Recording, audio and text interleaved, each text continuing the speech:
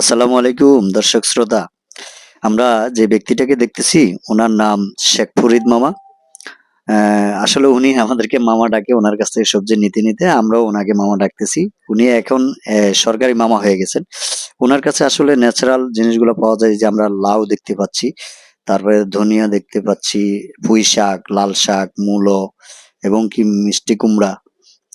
এপাশে আছে আবার আপনার মিষ্টি কুমড়া, ধনিয়া, কুমড়া, তারপরে এদিকে আছে যে লাউয়ের শাক।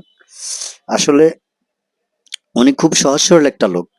আমি ওনার কাছ থেকে যতদিন বাজার নিয়েছি, যতদিন শাকসবজি নিয়েছি, শাকসবজি কখনো খারাপ হয়নি। আমার ঘরের লোক বরঞ্চ বলতেছে, এই সবজিগুলো তুমি কোথা থেকে আনো, এগুলো খুবই ভালো। তো এই দেখেন তার চাহনিটা খুব সহজ সরল, একদম সহজ সরল একটা লোক। তো ওনাদের কাছ থেকে, এই ধরনের লোকদের কাছ থেকে আমরা সবজি নেওয়া উচিত।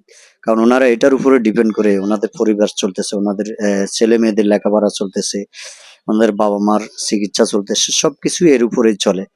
তো এই ব্যক্তিটাকে আপনারা মন থেকে, আমিও মন থেকে ভালোবাসি। আসলে ওনার সাথে একটা ভালো সম্পর্ক হয়ে গেছে। কখনো ওনার ডিমান্ড থাকে, এই যে উনি আসলে লজ্জা পাইছে, আমরা ভিডিও করতেছি এই জন্য উনি লজ্জা পাইছে।